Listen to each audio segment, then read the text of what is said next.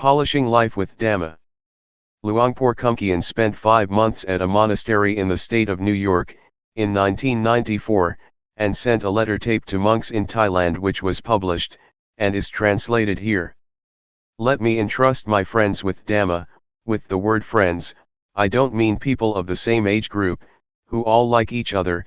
What I mean is friends in birth, old age, sickness, and death. Regardless of whether we like each other or not, we are all friends in this regard.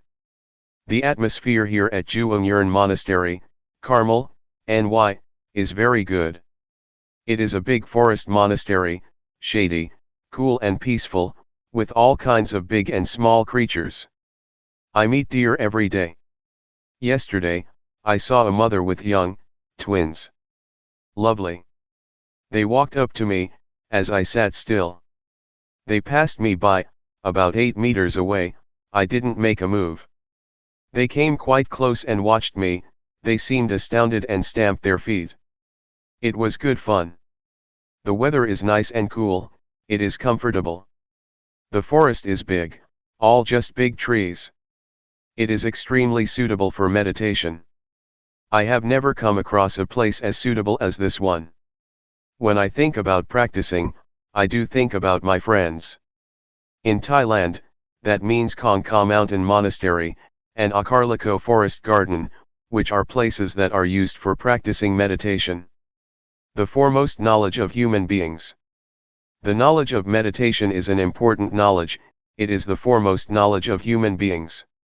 If we human beings don't study about meditation, our life does not have value and there will be problems throughout our lives. Our lives as human beings are the results of the past. Much information has been accumulated, it's a complete mess. There is both right and wrong, foolishness and delusion in the body and the mind. This is because our body is the result of the past, the result of our life in the past.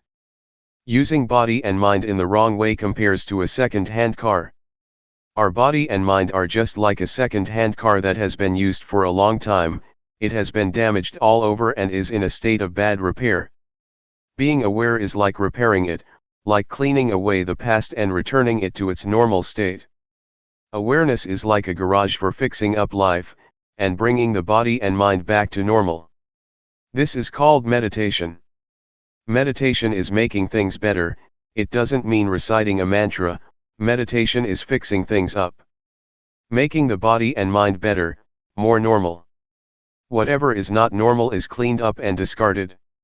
What remains is normality, this is meditation. The method of meditation. The method of developing meditation, especially the method of developing awareness as taught by Luangpor Teean, is a way that is straight, it is a shortcut, it is extremely appropriate. I have never heard of anybody teaching like this. Previously, I studied all about meditation, I practiced with closed eyes and recited a mantra, until the mind became still and peaceful. I would sit in peace for 1 or 2 hours, I was attached to the peace and happiness. Sometimes, visions would appear, sometimes I would use magical verses or imagination to help the meditation. I played with these visions and imaginations but I was attached to the peace and happiness.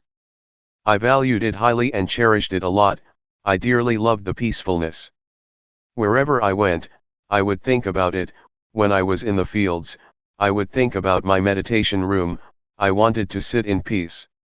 Some days I really had an appetite to meditate, as soon as I got home I would have dinner and go into the meditation room, before I had sat down properly, I was already peaceful. It would happen in an instant. It was bliss. I practiced like this for over 10 years. I was stuck. I thought that I was doing the right thing, but when I met Luangpor Teean, I was told to sit with eyes open, to make movements, to be aware and to be diligent in knowing. A strange teaching. Sometimes, I couldn't accept it and I didn't like to make movements with the hands and arms, it wasn't as good as sitting there in peace. When I first trained myself with Luangpor Teean, there was conflict and I had lots of reasons for it too.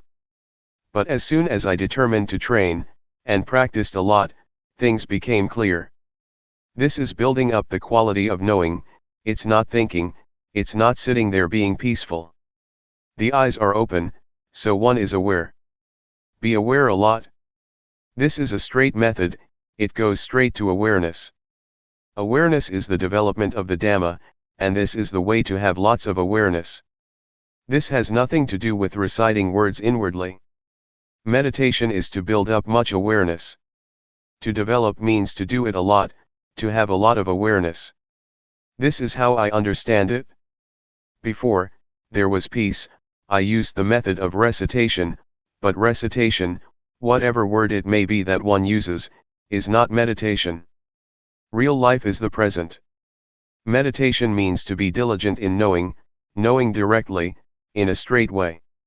The things to be known are there, the body, for example, is an object to be known. Why is it that we must always focus on knowing? Because our minds instinctively rush out ahead and rush backwards, there is just future and past.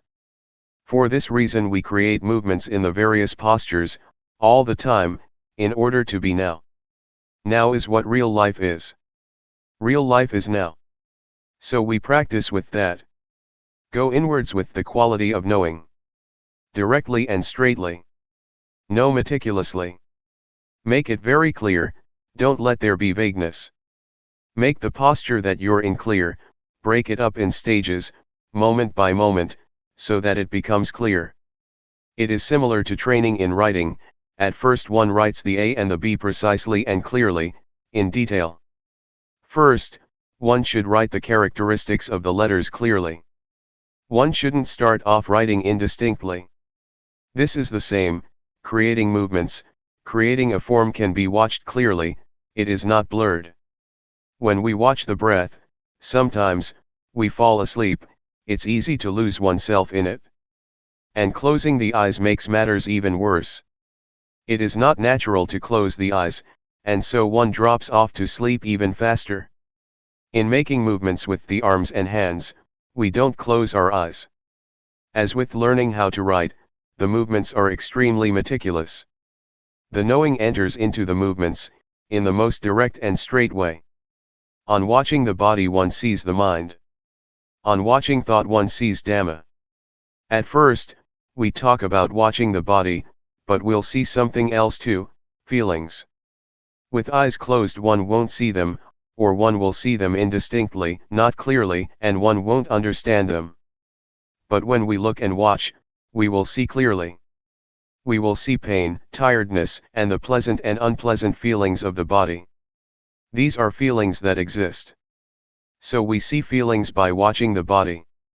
When one continues to watch, one will see the thinking mind. The mind does exist. By watching the body, one goes on to see the mind thinking. And when one sees thought, one sees mental phenomena, Dhamma, that arise from thinking. One sees thought that cooks things up, rather than just thinking, and that's the end of the matter.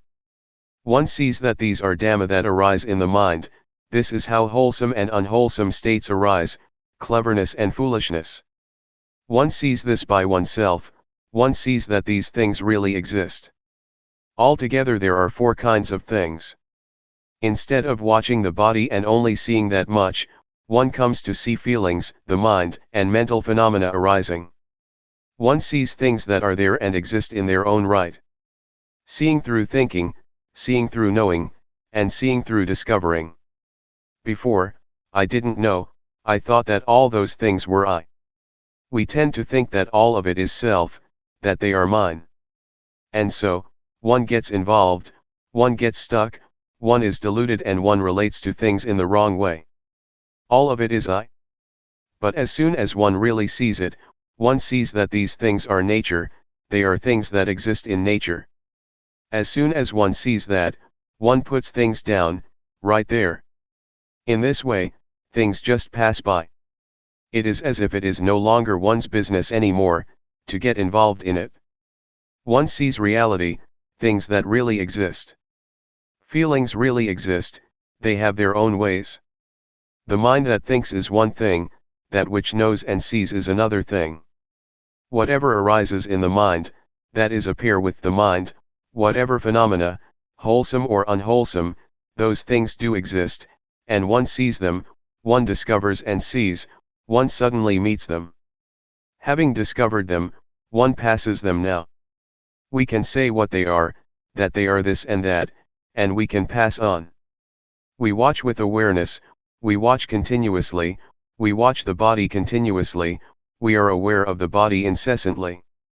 When we watch, we see. Sometimes, we watch the body and we see thought.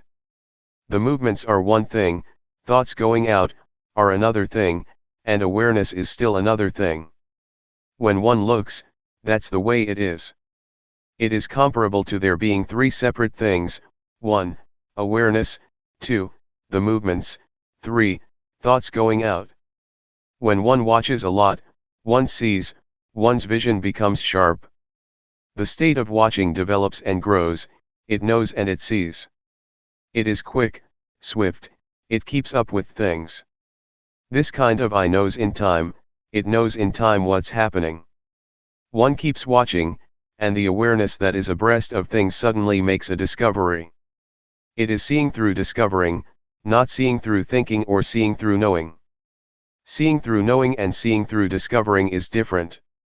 Seeing through thinking is far apart, seeing through knowing comes a bit closer, but seeing through discovering meets things in an immediate way. The posture of sitting and the movements we make, are solid objects, they are rupa, rupa dhamma, physical phenomena. What orders the body to get up, sit down, walk and move, are nama dhamma, mental phenomena. In other words, it is the mind that knows things. In actuality, these things are nothing other than just the body and the mind. Body-mind, rupa nama. The words body and mind are limited, but the words rupa nama are terms that indicate mastery. There is mastery just as with learning how to write. At first, one just knows how to write the A, the B, and so on, but when one continues to study, one becomes proficient, one can put the letters together and words are formed, it becomes language that can be used. This is the same, one sees rupa dhamma and nama dhamma. There is just this much. The body, from the top of the head to the soles of the feet, is a lump. As for nama, it can't be touched but it has power, it orders the body around to do this and that. It is the boss, the body is the servant. This is an old saying, in Thailand, that we all know, but we don't see it through discovering. When we do see it, having discovered it for ourselves, the truth is revealed, nama dhamma are the boss, they are in charge and tell rupa what to do. We see this now. The dhamma, in Thai pronounced in the same way as the word tum, which means to do, refers to nature that exists by itself. It is as it is. As for the word tum, rupa and nama, they act, they do good and evil, it is because of this body and mind. If the mind thinks in good ways, there will be good actions, if it thinks bad things, it will do those things, it will link up with rupa. If the mind thinks bad thoughts, the body becomes bad as well, and it turns into evil. If the mind thinks good things, it will order the body to do good things. The result is wholesome and meritorious. One sees now that the cause, the principle, the foundation, is to be found here. Good and bad actions are rooted here. One sees that it is like this. One becomes clever and skilled in this way. It is as if one is told something, as if something is revealed, it is as if something opens up, and one can look inside. The nature of people's lives is like this, it is right here. Life is just this much. Whoever it may be, men, women, whatever nationality, life is just body and mind, or rupa and nama. Doing good and doing evil comes from this point. Rupa Dhamma, changing conditions. This much is still not enough, one will still see more deeply. One sees that Rupa Dhamma are nature, the nature of Rupa is to be formed as a solid lump, according to nature. There are changing conditions in Rupa, such as heat, cold, pain, and tiredness. Before, we used to regard these things as feelings, but now, we see sharper than that. Now, we don't just see them as feelings, we see them as changing conditions. There are plenty of conditions of the body, hunger is one of them. They are conditions, changing conditions of Rupa. If there are no conditions of Rupa, then those things cannot remain. Nothing will be left of them. Both heat and cold, for example, are signs that indicate dangers for the body, so that the problem will be solved. It must protect itself, this happens by itself. When Rupa and Nama interact, sometimes there is something wrong, and nature tells of the dangers. When it is hot, one goes in the shade, when it is cold, one gets a blanket or makes a fire, when hunger arises, one finds something to eat. But sometimes there is hunger and it is not just hunger, something, which is a matter of Rupa, turns into suffering, a condition of Rupa becomes suffering, and it turns into a personal matter, I am hungry. Nama Dhamma, changing conditions. Nama is the same, it is the mind, which is a part of nature. The nature of Nama is the nature of the mind, it is like that. But there are certainly a lot of conditions of mind, thoughts etc. They are called cetasika, things that arise with the mind. The mind itself isn't anything, but it thinks this way and that, it knows this and that. Sometimes things arise because of thought. Defilement, craving, lust, anger, desire, delusion, happiness, suffering, like, and dislike, which are conditions of mind, arise through concoction. They are conditions of Nama that exist, these things are related, they are connected. Before, we thought that all those things were self, anger is me, happiness is me, suffering is me. But in reality they are changing conditions of Nama. As soon as we see this, we have a foundation, we have a base, and there is normality. Before, those things were problems, our bodies and minds were the results of problems, of misunderstanding. As soon as one understands, the state of normality arises. The beginning of wisdom. One sees the stream of Dhamma, of normality, there is realization, there is wisdom. To know like this, is a level of wisdom. It is like turning up something that was overturned, or opening something that was closed.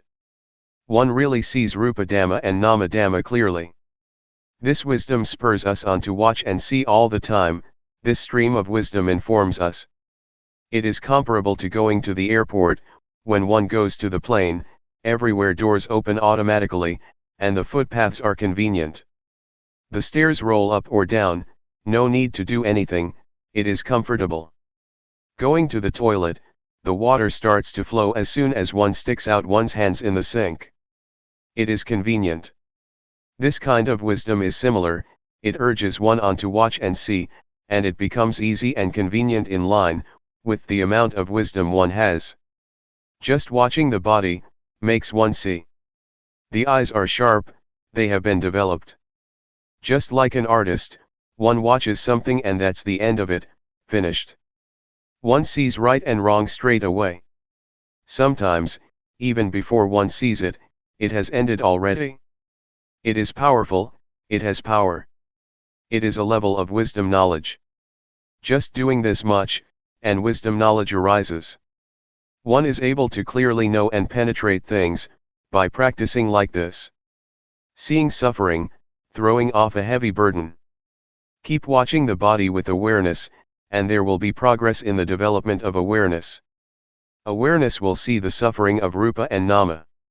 Rupa is a lump of suffering, one must breathe, one must swallow saliva, one must lie down and sleep, one must get hot and cold, one must eat, and one must go to the toilet. This really is suffering of Rupa, it is a lump of suffering.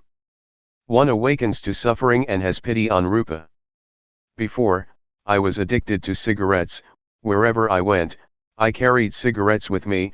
I always had a cigarette in my mouth. When I saw suffering, I had compassion for rupa. Smoking just dropped off. To breathe in and not to breathe out is suffering. To breathe out and not to breathe in is suffering. To eat and not go to the toilet is suffering. This really is the suffering of rupa. How could one add more on top of that, by making it do this and that? The hands can't stay still, they restlessly move about. This makes one see suffering, a lump of suffering. I felt so sorry for rupa that tears flowed. How did it manage to survive through these last 30 years? Before, I really didn't know all this. On seeing like this, some parts of suffering just dropped off. It is like shaking a fruit tree. A lot of fruits will fall down easily, but others don't come down. One has to pick them or use a long pole. There was still suffering, comparable to being in debt $100, and one has already paid off $70 to $80. Or a weight of 100 kilograms, and one loses at least 70 kilo. The parts of suffering that dropped off really had an effect. It really was the stream of liberation from suffering. Concord between rupa and nama. This kind of wisdom sees rupa and nama, it sees the suffering of rupa and nama. The suffering of nama is to think and feel sad. It refers to worry and anxiety. The suffering of rupa is similar to that of nama. I didn't know this before. I used to take on suffering. The more suffering, the more I would grasp onto it. Suffering would stay with me the whole day, sometimes a few days. I would create it with thought. I would think to myself, he insulted me, he always does that, I'm not going to give in, and so on. These kinds of thoughts are like rubbish, they are stains in the body and the mind. They are the results of information that is not to one's liking. Nama is not being used properly.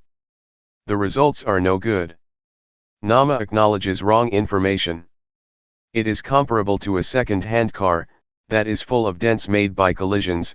In the mind, there are stains of love, of hate, of happiness, of suffering, of getting, and of losing.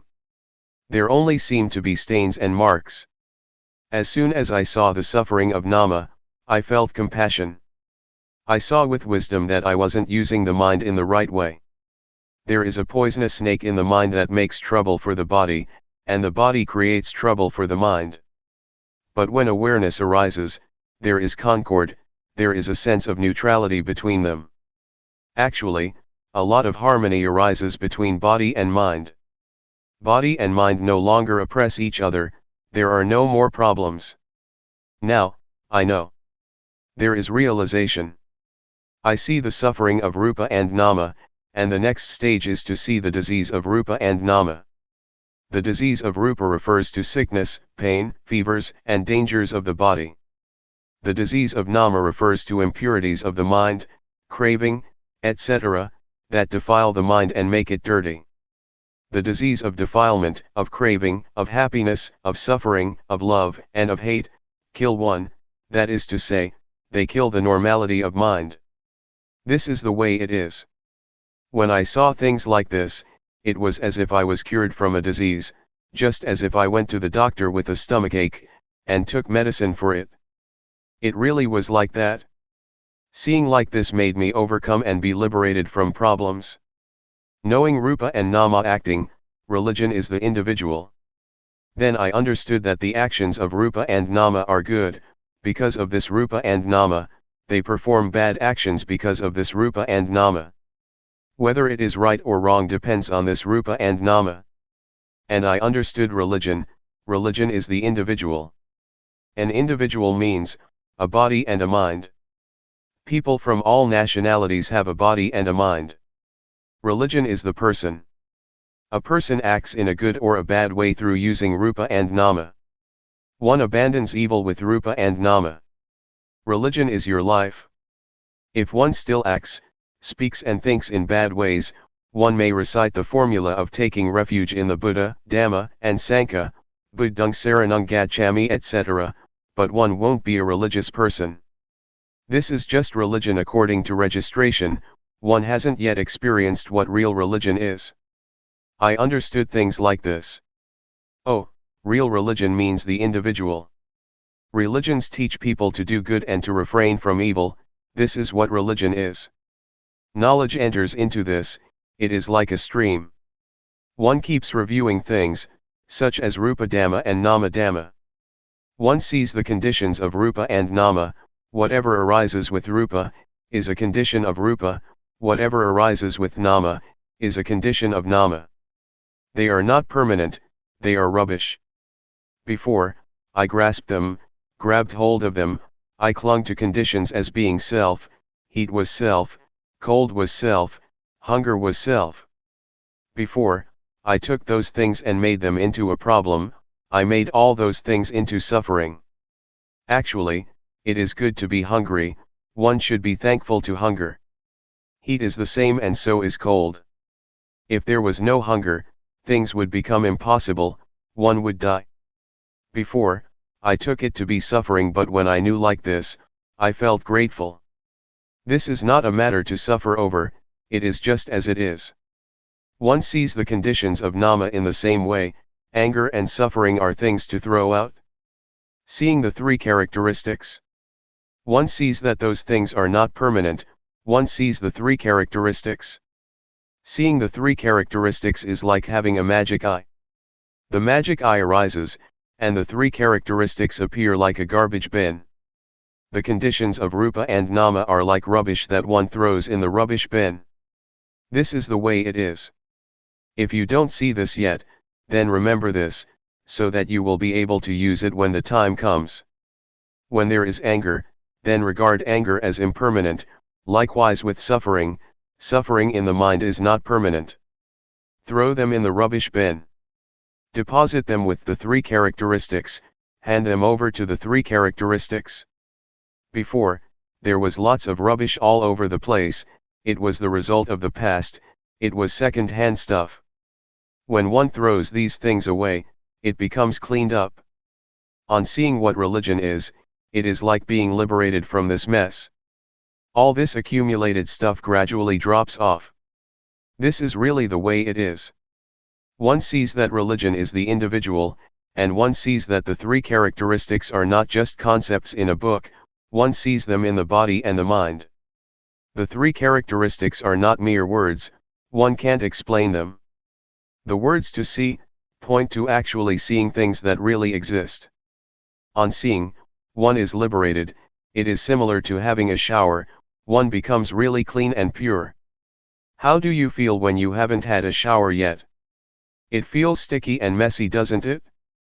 But when we've had a shower, dry ourselves and we put on new, clean clothes, we feel clean, light, and pure, we experience what it is like to be clean. This is what it's like. Convention, conventional norms. Let me entrust the Dhamma to my friends, really practice and purify yourself. Keep seeing, keep watching. I don't mean watching with the eyes. Keep practicing with the movements of the body. We do walking meditation and the rhythmic meditation.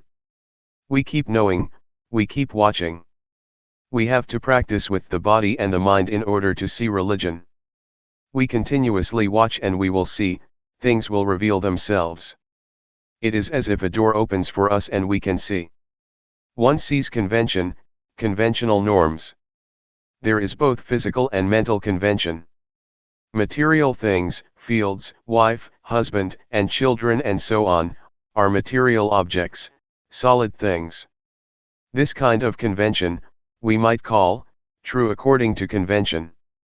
Mental convention is thought that gives value to things, as good, not good, likable, not likable, etc. We assume things, to be like this or that, and we take convention too serious. The world is full of convention. We live in convention. Our whole life is convention. Fame and titles, material objects, possessions, houses, and whatever it may be, it is convention. We assume this and feel brave, we assume that and we are afraid, we even get angry because of convention. It is a big mess. There is so much of this convention. Objective matter, ultimate meaning, and changing conditions. There is what can be called objective matter, ultimate meaning, paramatha, and changing conditions. In and outside of oneself. Trees, mountains, the earth, the sky, and the weather, are examples of the external. We create them through convention. Originally, they are just nature, and then we go and assume them to be this and that. Internally, there are suppositions of flesh, skin, hair, and so on. The eye, ear, nose, tongue, body, mind, and their interactions with form, sound, smell, taste, etc., are a kind of objective matter. Both internally and externally, there is objective matter, ultimate meaning, and changing conditions. Many of them are connected with living beings and their lives, the world is full of them. This is what one realizes and comes to know, one understands and sees convention. Before, I depended on thought to create magical verses, to create what is good, what is wrong, and I even created merit by using thought. In the past, I created all merit from outside, by thinking. Sometimes I would think to get something good from other people, or from material things. I took refuge in external things, such as charms and talisman. I would do good actions and make merit depending on others, thinking that others would be able to give me merit, believing that to do like this and that would be meritorious. It's just thought. It's convention. The various conditions and magical chants are, nothing but, convention. I didn't know this before, but when I understood convention, all this magical stuff lost its allure. Before, as a magical healer, I used to teach people to depend on me, but now I must look after myself. One does what is good and what is bad by oneself. I don't get lost, convention doesn't fool me anymore. Now, for me, all words, all abuse, is just convention, praise as well as blame. It is convention that people use, but we go and take it serious. When those things are on top of us, they can control our minds. As soon as I understood this, I suddenly felt so light. This knowledge is very expansive, it is like something opening up and seeing the scenery. One watches and one really sees, on seeing the truth the mind becomes good. It's not just gladness, it is goodness. The expressway, the freeway. Sitting here, a deer comes up to me. It is watching me. The weather is just great at Carmel, USA. The atmosphere is good, the state of watching is fluent, it is very convenient. One watches all the way from the beginning. One sees, starting with the body and then the feelings. It is an eye, a magic eye, it watches and watches. It is a magic eye indeed. The beginning stages are supportive, they are like cheerleaders that back one up, it makes things easy and convenient. It is as convenient as the roads in America. It is like a freeway, a highway, there are no traffic jams, one can always keep going, one passes easily and doesn't get stuck. These freeways are very big, 8 lanes on each side, and they don't drive slowly, as in Thailand. At least 100 kilometers an hour. But one has to be careful of wild deer, they put up signs, watch out for wild deer crossing the road. One day, as I was sitting in a car going to Long Island, I saw nothing but forest for 3 hours, and I saw a car that had collided with a deer. They've made signs of a wild deer crossing the road, they don't have signs of cows and buffaloes, as in Thailand. Their freeways sure are big and wide. If one practices in the right way, it is convenient. It is right view. When right view arises, everything becomes easy. One can go on, go through. It is like that from the beginning, one steps on the right path and things become fluent, the mind is in a good state. To have the mind in a good state is to have merit. To experience the good mind, the light mind, the mind that sees reality, this is what merit is all about. Seeing like this is to close the door to the bad destinations, one is no longer foolish, one has become smart. Why get angry? One knows now. One doesn't get caught up in bad states of mind, one just watches. As awareness increases all the time, one becomes more and more skilled in it and fluent, even though it is the same old awareness. When we do something, often, it can become an art. A craftsman uses his old saw or knife, but he is skilled and gets better and better. If we were to use his saw or knife, we couldn't do the things he can. It is an art.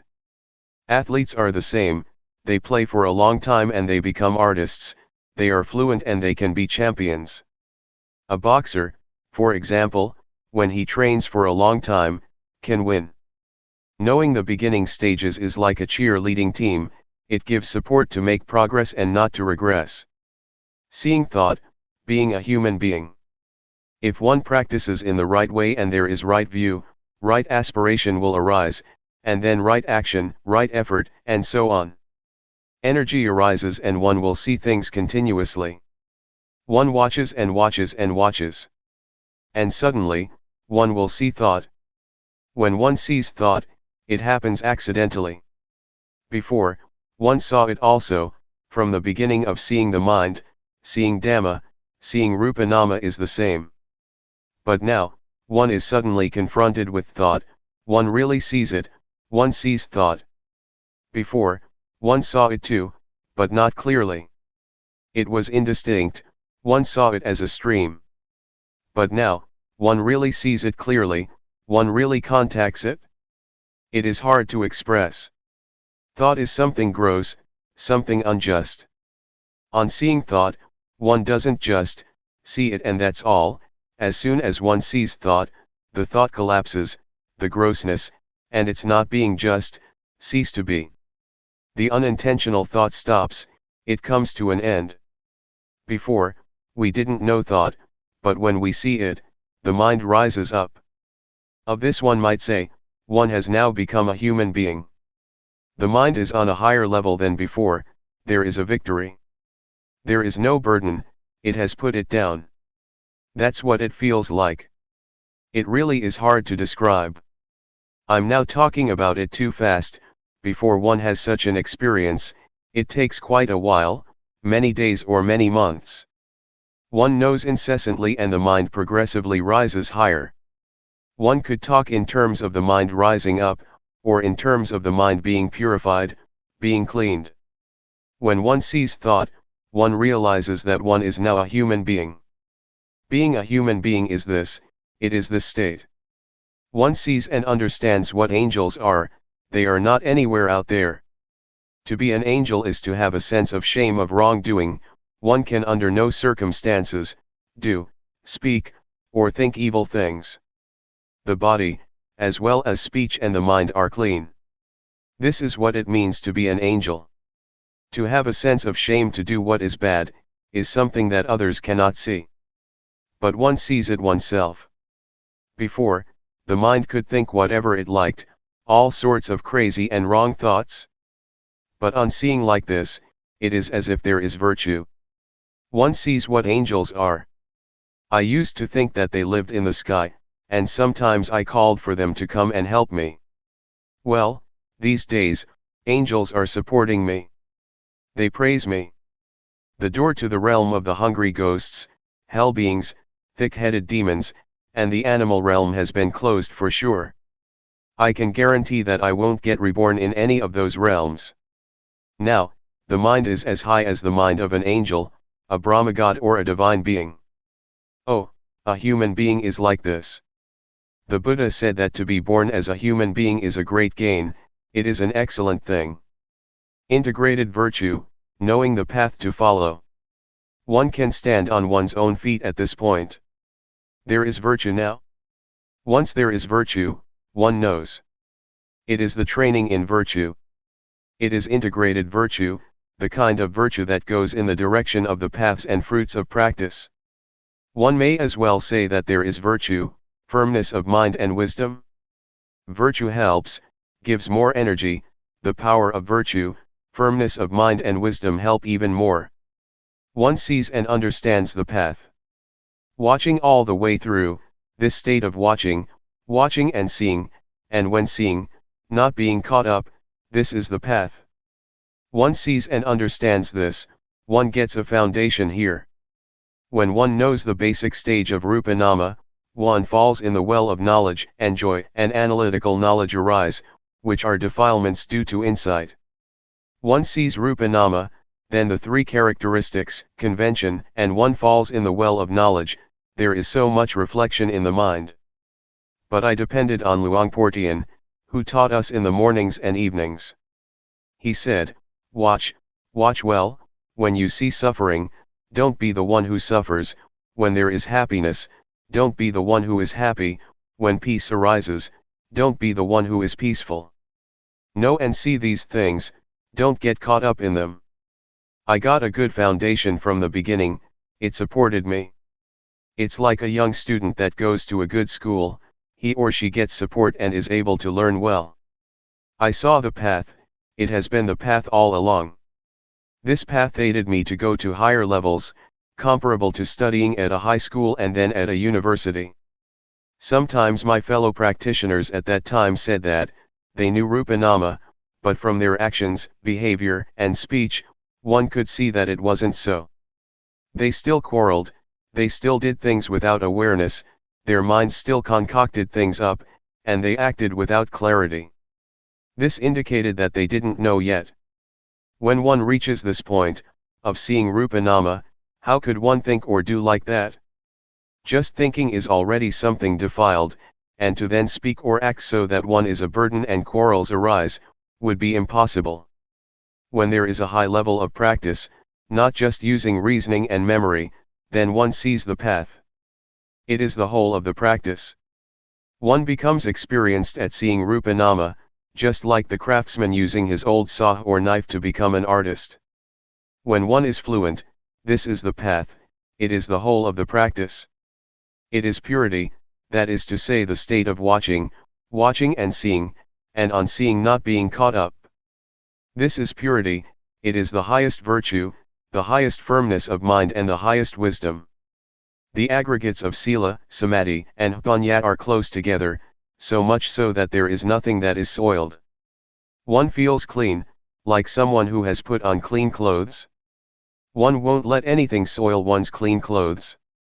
Stains will be seen clearly because one's clothes are clean, and so dirt and dust can't remain, it will be brushed off immediately. The diamond of the Dhamma, being a noble one. To look inward is a diamond, it really is a diamond. It is the diamond of the Dhamma. I rarely talk about this. Wherever I go, I talk about being the watcher, watching and seeing, and on seeing not to be. This is the direct way to destroy identification with conditions. This is the diamond that melts down or drills a hole in the fetters. How can the ego remain? Self-view is about the ego, and so is attachment to precepts and practices, the first two of the fetters. The state of watching and seeing, and having seen not being, is very swift. If you don't have any knowledge, then know this matter first and practice with it, it is a shortcut. The way I see it is that, this is putting one on the right track. Just catch on to this. Don't be foolish and get lost, see. And on seeing, don't go and get caught up with what you see. Just pass by, keep passing things. This is the freeway. This is the path. It is the most convenient for practicing, one doesn't waste time, doesn't get stuck or hooked. Don't sit with closed eyes, that's crazy. See what's there. Happiness and peace, for example, see it and pass on. Those fetters are unable to stay. The first three fetters just fall apart. And one really becomes a noble individual. This is the exalted mind, the good mind. At this point, one can know for sure, without a shadow of a doubt, that one is a noble one. Being a noble one happens at this point. The door of the good Dhamma is right here. The state of watching, seeing, and not being is the door to the truth. The noble Sankhya arises at this point. This is not being a noble one through convention, it is more than just reciting the words of the ordination procedure, that is convention. Being a monk is real in the conventional sense, but being a noble one arises at this point. The point of destroying the fetters and the ego. This realization is for the extinguishing of suffering, or the taming of defilement. It brings about coolness. One doesn't cause any trouble or danger, neither for oneself nor for others. Impurities are melted down and digested. There is no more me and mine. This is due to the power of the knowledge from the beginning stages upwards, seeing the three characteristics, convention, and suffering. That knowledge is a powerful support to make progress in a dignified and bold manner. Whether it is the 3, 5, or 10 fetters, they all fall apart. There is an enormous energy that causes one to penetrate through. It is the aggregate of sila, samadhi, and panya. It is supreme virtue, supreme firmness of mind and supreme wisdom. It is complete purity. The body doesn't do anything bad, speech doesn't say anything bad, and the mind doesn't think anything bad. It is purity, it is the whole of the Buddhist way of life. Knowing jhana and jnana. The cankers of sensuality, being and not knowing, which are part of one's character, drop off, as well as defilements such as foolishness, anger, desire, delusion, and belief in all sorts of rites and rituals. They drop off by themselves, one doesn't do anything with them. It is comparable to shaking a tree that has fruits in it, the fruits come down by themselves. But some fruits, one has to pick oneself or get them down with a long pole. This state is like the simile that Luangpor Teean gave of the leech. A leech is sucking our blood. If we pull it off, it will come off, but with difficulty. One side of it comes loose but the other side is stuck. But there is a method for this. When we mix some kerosene with tobacco and squeeze it onto the leech, it will drop off by itself. In the same way, there is a method to let defilements such as the latent tendencies, the 3 cankers or whatever name they may have, drop off. It is not difficult. It happens in a finger snap. Just like a leech. It's like some custard apples that shrivel up and become black, up in the tree. In the same way, one knows and sees sensual desire, desire for forms and desire for what is formless. One understands the jhana, the first, second, third, fourth, and fifth. Each jhana has a certain number of factors, 4, 3, or 2. This is the level of refinement, the level of purity, of not being stuck. Until one is not stuck or attached at all, it is 0. 0 means that there is no value. Let me tell you, it is life where I doesn't have value, nothing is left of it, of the sense of self. 0. The unlocking, the 5 aggregates stop working. The development of awareness reaches the state of watching. Jnana or wisdom knowledge is fixed and burns things up, nothing can stand in its way. Purity reaches its perfection. It is natural, it is the law of nature. I don't know how it happened but the lock gets unlocked, it is as if something falls off, as if something snaps. One could say that the 5 aggregates, namely, form, feeling, perception, volition, and consciousness drop off. Before, they worked together, it was their job to do so, but now, they stopped working, they've come to a halt and they have returned to nature. Everything has gone back to nature. It's all finished, it has stopped. There is nothing left. It feels as if there is nothing left to do. The goal of life has been reached. There is vision of the unborn, the non-aging, non-sickness, and the deathless. The Buddha, the Dhamma, the paths and fruits of practice, Nibbana, and the noble Sangha really exist. This reflects back to my father and mother who painstakingly raised their children. It is natural for parents to do that. They do so in order to let life reach its final destination. Well, it has been worthwhile. This happened at the time of having the midday meal. Usually I didn't have a midday meal, because Luangpor Teean said that he wanted us to practice continuously, and effectively in developing awareness. And so I asked my friends for the opportunity to not get involved in the various activities. In case I would not show up for the meal for over 7 days, then to come and check on me. But if I would fast for 2, 3 days then there was no need to come and ask what was going on. If I wanted to eat I would come, and if I didn't want to eat I wouldn't come. That's what I said. That day, I came for the meal. I had the meal together with Luangpor Teean. As I was eating, I watched myself. There were just processes. A hand with 5 fingers taking a lump of rice and putting it into the mouth was just a process. Talking, eating, sleeping, they are all just processes. They are not intentional actions, comma. It was really utterly finished. After the meal, the other monks all left, but I kept sitting there. Luangpor Teean asked me, "What's up?" I told him, "I've come to the end of things, Luangpor, there is nothing left." Luangpor Teean said, "It's an art, isn't it?" "Yes, it is, Luangpor." Next, Luangpor said, "Just practicing this much and you get these results. Does the Buddha really exist?" "Yes." "Do the paths, fruits, and nibbana really exist?" "Yes, they do." "Is there a noble Sangha?" "Yes, there is." "Helping people to get rid of suffering is one's duty." "Then," he said, "teaching people to know like this, is better than making merit by building a monastery, a ceremonial hall or material things. We have to work together, doing our duty to teach people to overcome suffering. This is the profound past of my life. I remember a big tree that gave lots of shade. My hut was on the east side of the monastery. The Buddhayana Forest Monastery. It was there that my life changed. These memories are deeply embedded in my heart.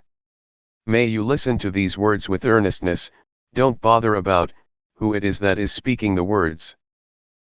In memory of Luangpor Teean. I bow to the Buddha, the Dhamma, and the Sangha. I pay respects to the senior monks and all fellow practitioners, and blessings to all of you lay people and upright men and women. This is the time to listen to Dhamma, as we do every morning and evening. I will talk about things that we are practicing with, things that we can use in our study of the Dhamma. This can bring about a balance, a point of understanding and realization. The more we take the opportunity to practice, to develop awareness, to make contact with awareness, to let the body experience awareness, the more we see delusion. What is delusion? How does the experience of awareness differ from delusion? It is a lesson for us to see these things, things that are happening within. Being aware is to experience things, directly, it is not thought. It is not reasoning, or anything to do with like and dislike, that is not the way we study. Rather, we practice. We have the intention to build up awareness. Delusion is ahead of us, but we see it clearly. Delusion can come from many causes. It can come from thought, or it may arise by way of the eye, ear, nose, body, or mind. Both internal and external conditions are involved. Delusion arises, even though that is not our intention. We see it. This state of seeing is a realization. Anything that one realizes is a matter of practicing Vipassana. To meditate means to develop a lot of awareness. Being diligent to know, is what meditation is. We recognize when there is no knowing. For example, we see feelings, we didn't ask for them to arise, they arise by themselves. They arise in the body, rupa, and in the mind. We see them, we don't deny anything whatsoever. We don't deny what arises, anything that is connected with the body and the mind. This is the way that Luangpor Teean teaches. And so we follow what our teacher says. He is our example. He would teach and he was an example by his behavior. This is what we take as our standard. We can learn through external means such as the movements with arms and hands, we can learn to feel the movements. This is what Luangpor Teean taught. And further, he taught to see the various changing conditions, such as thoughts and feelings, and to not be caught in them. For example, thought, to see thought, not to go into thought, to see the mind thinking. He taught very clearly.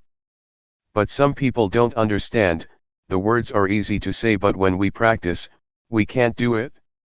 We use thought in our practice, which only messes things up. Luangpor Teean said to know in a direct way. See thought, Don't be tangled up in thought. That is the right way.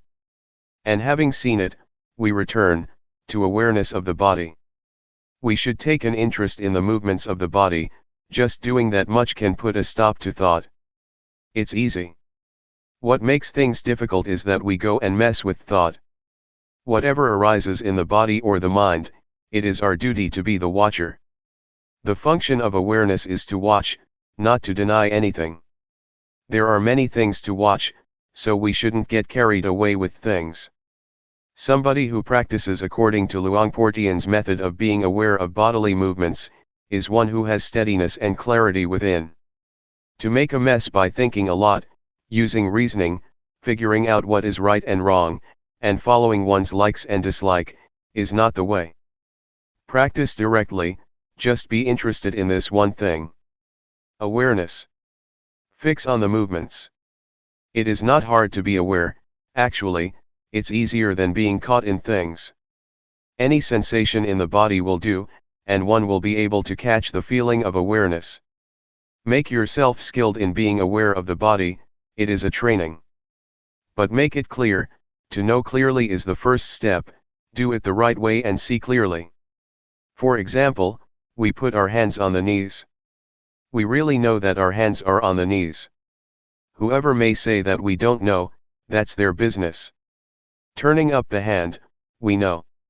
The objects that we know really exist. They are objects that we experience for ourselves.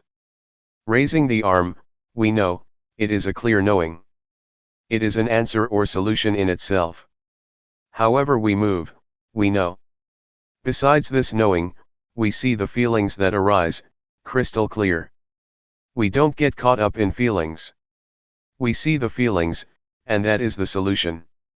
Anything that arises in the body or mind, that we see clearly, is a solution in itself. One sees thought, for example, and thought cannot fool one anymore. One sees feeling, and feeling can no longer fool one. Every time that something arises, one is ready to respond. One gets a foundation that makes one pass on all the time. If one gets caught up in something, it stands out. For example, one becomes happy or sad, and there is a self in those feelings. Or there is a self in thought, thought takes us to right and wrong, to like and dislike, and so it becomes a long story. But if we just see it, it is very short. Just knowing it, oh, I know already. Whatever thought it may be, it is just thought. Whatever feeling it is that arises, it is just feeling. It is not anything else. But when we are not aware, we don't know, we don't see it. And we are fooled by the convention in thought and feeling. If we catch on to the main principle, the development of awareness through using movements, is extremely convenient. The various postures are a big aid. There are many ways to escape. There are so many occasions to find a path. But if we go and think about practice, getting involved in what we like and dislike, then it becomes a long story. For some people, just ordinary thinking is already a problem, and everything gets messed up. But if one knows, there is no problem. We just simply see that the mind thinks. This is thought. Then, we can return to the movements. We keep watching and wisdom arises, seeing the body and the mind gives rise to wisdom. But in the beginning, maybe nothing will happen. But establish a foundation, by making the movements with the hands and arms. The ability to watch will develop itself. A discovery will take place. One discovers that the body really is, just, rupa, there is not any self to be found there. Rupa is part of nature, and many conditions manifest in it. Feeling, for instance, is a condition of rupa. Heat, cold, pain, and hunger, are conditions of rupa, and so we solve these problems. Once we have a foundation and we see that they are conditions of rupa, we become skilled. Nothing is concealed for us any longer. The various conditions line up to show us what they are. They reveal themselves. One knows all about rupa now. This is wisdom knowledge, that penetrates all matters that are concerned with rupa. One has discovered all of it. At the moment that these things arise, one is able to solve the problem, one knows now. Whenever feelings arise, it is their business. One understands this now. There is no self in feelings of hot and cold, or in hunger and pain. In short, it's all just feeling. Wisdom knowledge arises, realization, one penetrates the three characteristics of impermanence, valuelessness, and non-selfhood. The result is zero. This means that nothing remains of rupa, there is no more self in rupa, it has all been given back to nature, according to reality. This realization could be called a discovery, a seeing, or one might call it liberation, vimutti. As soon as one sees clearly, liberation takes place automatically. Just as when we see a snake, the snake doesn't bite us. Or when we see thorns, we won't step on them. The state of seeing is the most excellent thing, it is sufficient, it is virtue, firmness of mind and wisdom in itself. The state of seeing is insight meditation in itself. The various conditions don't delude us. We're smart in the ways of rupa, they disclose themselves. Nature teaches us. It teaches us what impermanence, valuelessness, non-selfhood, heat, cold, happiness, suffering, etc., are like. This is wisdom. One understands all things. Nama, or the affairs of the mind, are the same. When one sees rupa, one will inevitably see nama. One sees that they are a pair, they are both movements in a person who is not dead. These movements, especially thoughts, can be poisonous and dangerous, if we don't know and understand them. Then it becomes a big deal. But the bottom line is that, it is all just nama dhamma, mental phenomena. Someone who is still alive tends to think. And thought is not anything mighty. But in particular, unintentional thoughts make up a long story if we are not aware. It is the birthplace of many, many things. Defilements, craving, lust, anger, desire, delusion, love, hate, and so on. All these things are rooted in thought. There are two kinds of thought, stealthy thought and intentional thought. Intentional thoughts, naturally, come to an end. Nobody wants to intentionally think. But the sneaky thoughts are like rubbish. They are sankhara, conditions, formations, they are the cause of suffering, samudaya. These thoughts arise by themselves, without us having intention. Mental conditions work very diligently.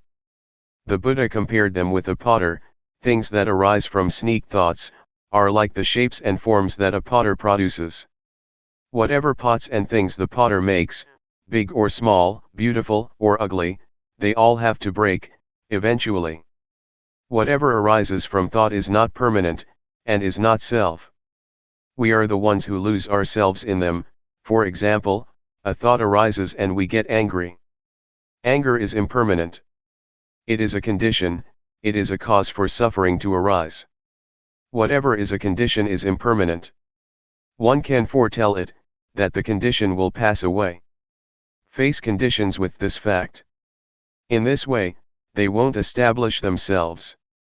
It means that we know in time. It is like watching a conjurer. If we have sharp eyes and know what's going on, we don't believe his tricks and it is not fun. The more he performs, the clearer we see what he's doing. We see the deception. What is happening in our minds is just the same, we see what happens clearly. We see the trickery, maya, of rupa nama, of objective matter and all kinds of changing conditions. We realize this. We don't go along with it. And so it stops. We are free now. This really is topmost wisdom. The method of developing awareness by making use of movements is a shortcut, it is straight and suitable for everyone. It is a universal principle. Everybody has the same problem. As soon as we can catch the feeling of awareness, we all become one being. For example, if we are aware while sitting here, then we all are one person, the feeling of awareness is exactly the same for everyone. But when we are deluded, we are different people with different states of mind, feelings, thoughts, and so on. At one time, I went to teach meditation at Harvard University in the States. There were many students there. I didn't teach anything much, I just told them to do the rhythmic meditation for 10 minutes, so that they would know the sensations of bodily movements.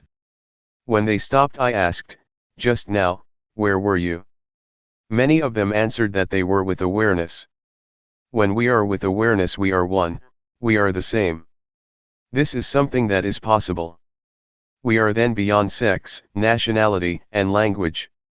Among the people who were practicing, there were Chinese, Thais, Cambodians, and many other nationalities. They were all very clever students. This is one of the most famous universities in the world. If one is not especially intelligent, one can't study there. In Thailand, we have a doctor who took ordination at Sukatho Forest Monastery, the place where Luangpor resides. He got a PhD at Harvard. He was the one to take us there. He also gave the same answer. Awareness is not male or female, it is not young or old, it has nothing to do with being a monk or a layperson. Awareness is awareness. To whom does awareness belong? It belongs to one who knows. Whoever knows immediately has awareness. And what's it like to be aware? Well, there is no delusion. Delusion diminishes in proportion to the amount of awareness one has. One can solve and avoid delusion and problems. There are immediate results. When one is aware, one doesn't have to wait for results. Whenever we are aware, we get the results straight away. No need to wait for an hour or tomorrow. It is Hapajit Thung, to be experienced individually, right there. We turn the hand up and we know, we raise the arm and we know. It is not like planting rice, pepper, or whatever, that takes a year or half a year. But with developing awareness, one gets results immediately. Whoever is very diligent will get lots of results. But some people seem to be diligent in getting deluded. This tends to happen because when we start focusing on awareness, thoughts are pushed to the surface. This deludes us in all sorts of ways. So try to make awareness crystal clear. Don't let it be 50% awareness and 50% delusion. In developing awareness, one needs to stay with things and to make things clear. No matter what it is that we're training in, be in time and make it clear. Whether it is science, art, handicraft, or meditation, if we keep up with it and follow it through, we will understand. Sometimes one can even know beforehand. Knowledge about meditation is the same as other kinds of knowledge, try to make it very clear. One half of awareness and one half of delusion is no good. Some people are caught up in a lot of things while doing the rhythmic meditation. Some people even chat and joke with others while practicing meditation. They just perfunctorily make the movements. There is no intention and no attention. This is not meditation, and there won't be results. We have to add intention to the movements. We have to be attentive in order to know. This is called making effort. When delusion arises, we pay attention, so that the knowing arises. This is putting forth effort. Effort means to have the attention, to always be aware. The attention that makes one know all the time could be called samadhi, firmness of mind. When there is delusion and one makes effort to know, one changes delusion into knowing, this is called wisdom. Sila, samadhi, and panya, all come together at this point. If we start off in the right way, we'll do just fine and it won't take long. But if we don't start off in the right way, we'll be confused and unclear. Even sleepiness is a big problem for some people, or restlessness. One girl said to me, "Oh, today, it was a real hassle, I had so many thoughts." If we practice in the right way, it's not like that, we can solve it in a finger snap. It is not difficult at all to deal with thought, it's easy. Some people concoct up all sorts of things. In 1968, there was an old monk doing the rhythmic meditation, at the monastery in Bohome village, Luangpor Teean's home village. There were just the two of us there. Myself, I was walking up and down above him. Every now and then, the sound of shoe slapping someone's head could be heard. I looked down and saw what was going on. I asked him, "What are you doing?" "The mind keeps thinking, I don't know why it's thinking all the time," he said.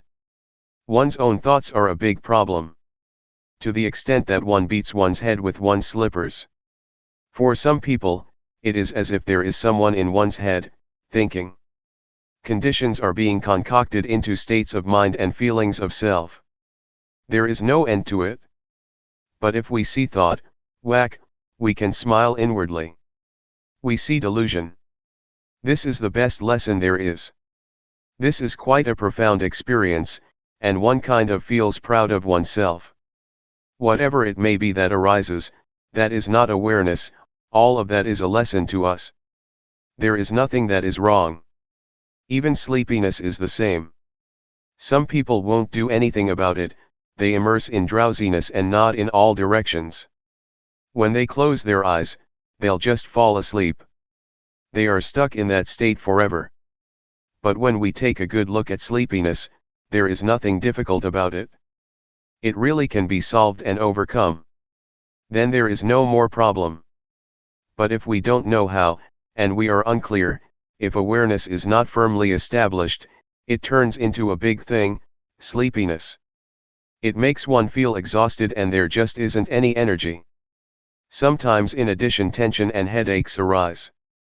We should try to wake ourselves up. If there is not a sense of being awake, then use different postures and look around you, look at the trees, take a deep breath and make awareness clear. Then, it is not a big thing. It is refreshing to see sleepiness. When one is caught up in sleepiness, one is lazy, it's the lazy mind that can only think of sleep. Laziness shrouds the mind. It's the stubborn mind, just like a kid that is stubborn. Whatever you tell it to do, it won't do it, it's just stubborn. If we understand this, we are clever and nothing can fool us. Thoughts can't fool us. In this way things become easier. In our entire life, there are only just two things, knowing and delusion. Just these two things. This is the conclusion, knowing and delusion. The cause for sleepiness, defilement, greed, hatred, craving, lust, worry, happiness, suffering, etc., is delusion. Delusion is the cause. There is no method to practice with delusion. Don't even try it. But the way to deal with delusion is by building up awareness. Only sati is able to clear up delusion. Delusion is the biggest of the defilements. If compared to the index finger, the middle finger, and the ring finger, delusion is the middle one. If there is delusion, anger, desire, love, and hate can arise too. Therefore delusion is the mightiest. When delusion is present, one is ready to be angry, ready to desire, etc. One inclines in the direction of the various impurities. The only method to do something about delusion is to be aware. It is very easy. It is the path. One sees and discovers the path. The method of developing awareness by making use of movements is applicable to everyone, regardless of sex, age, nationality, and language. It is a universal principle. Whoever tries it out won't be able to deny it. Nobody can deny it because it is a true principle. We have Luangpor Teean as our example, as our model. His life was exclusively devoted to the development and practice of awareness. I'd tried out several methods when I found out about this one. I was very satisfied with it. It was good enough for my life. One time some Westerners that were teaching their religion came to the place where I was teaching in the USA, together with their students. They were standing outside the room I was in, about 8 people. They asked to interview me, through the translator. I said, all right. They came in together with their disciples. They stood there and asked me, what is it that you know?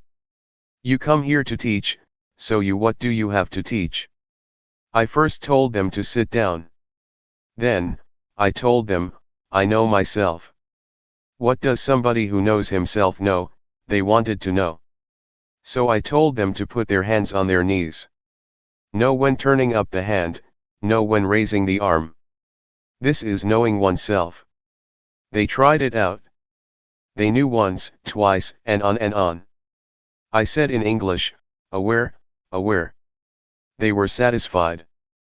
They confessed that at first they had lots of questions, and had the intention to crush me. But when they experimented like this, they understood. Suppose one knows like this for a whole day, what will happen then? Or 1 month? Do you want to find out? This is what I know, other things I don't know about. You Westerners are able to go to the moon, but that kind of wisdom is worldly wisdom, it is not enlightened wisdom. Enlightened wisdom is to know in this way. They said they would try it out. The next day, one of them brought his father and a chair too. The father was quite old, so he practiced sitting on a chair. This is real stuff. It cannot be denied. We don't have to waste time. This is a true principle of life. Everybody who is sitting here has a body, rupa, we're all the same in this respect. There are feelings, heat, cold, pain, hunger, etc. For example, the condition of the weather in this monastery, we all experience in the same way, it's a little bit cool. The weather here is not the same as in Buriram province, where I was yesterday. It was really hot there, I was sweating all the time. But here it's really nice and cool, refreshing. The cold or hunger, we experience in the same way. Pain, also, is the same for us all. But are we keen-eyed enough to let wisdom arise? All wisdom arises from things connected with rupa and nama. Wisdom is to thoroughly understand conditions, sankhara, the conditions of rupa and nama. It is not a matter of knowing external things. That is not the wisdom of the Buddha, the wisdom of the Buddha is to know like this. The wisdom of the Buddha knows about liberation and how to not suffer. No need to mention things like ceremonies and rituals. What is important is to have this kind of knowledge. This is what Luangpor Teean teaches us. Regardless of what kind of person you may be, it is the same for everyone. Awareness is not male or female, and it doesn't matter whether you are a monk or a lay person. It is the same quality of knowing. It is not as if awareness of a monk is one thing, and awareness of a lay person is another. This is the principle of being one, of all life. There are no exceptions. It is not a sect, it doesn't belong to a certain nationality, nor is it connected with any language. It is one and the same for everyone. Nobody can deny that. One shouldn't differentiate between Christianity, Islam, and Buddhism. Or divide people into this and that sect. That's not right. When anybody has this quality of knowing, one immediately experiences the universality of awareness. But when there is delusion, many conditions can arise. One might be somebody's enemy, but when there is the knowing, never mind. The Buddha compared awareness to living with one's parents at home. Whoever is aware, is on one's father's property. One's home is a safe, comfortable, and warm place. When one is deluded, it is as if one is homeless, desolate, and destitute. But the one who knows feels warm, there is nothing arising for him or her, there is no fear, no happiness, no suffering. Life is zero, life is void. There isn't anything. In the end, one takes not having anything as one's refuge. Not having and not being anything. Taking nothing as one's shelter. There is nobody who is happy, there is nobody who suffers, there is just the seeing of these things as conditions. There is just discovering the affairs of the body and mind. But one doesn't identify with those things. One just sees and sees. Speaking in terms of being, one could say that one is the watcher. There are things to be watched all the time. That is to say, for someone who is not dead yet. Inside of us, things appear continuously. And outside of us, also. So we don't have to waste time. We are very fortunate, we have come together in order to practice. This is a good model, we get a good example from our friends here, and we get to hear Dhamma talks, which are a good lesson. Practicing here, we get experience. We listen and we practice. This is just perfect. Don't think that I'm special, I don't have any knowledge, I just know myself. I don't know about other people. But I succeed in escaping from suffering. My birth as a human being has not been wasted. No matter how long life may last for, there won't be any problem. I stay right here, watching. Being the one who sees and watches continuously. What arises is seen all the time. I have talked about things that can be verified, it is not talk about things up in the sky. These things can be proven to be true, they can be experienced by all of you. This is the truth, this is reality. This is really studying life. Liberation is to be found right here. The method of practice is like this. We are all able to practice, without exception. I have the opportunity to meet with you, and be your spiritual friend. I don't keep still, I go from here to there. I just went to talk to students who are addicted to drugs in Buriram province. The Ministry of Education checked and found out about this drugs problem, and tries to take care of it, relying on the monastic community. So I went over to help out. It is a good thing, they are determined to practice. This practice is real. Don't go and doubt about it. This is a genuine life principle. The foundation of religion, of the overcoming of suffering, of liberation, is right here. It is to be found in every rupa and nama, i.e. in every one of us. Everybody has determination and purity of mind, the mind inclines to the right direction. May that determination and purity be the power for you, to meet the truth, Satjadhamma, that is to say the state beyond birth, aging, sickness, and death. May you all discover that in this lifetime. Dhammaroot. Throughout the time that we spend together here, may you determine to train yourself, depending on the postures of walking meditation, and rhythmic meditation while sitting. Move your hands and arms as has been instructed, and see and be aware of getting up, walking, sitting, and other movements of the body in the various postures. Fix on awareness, build up awareness and stay with awareness a lot.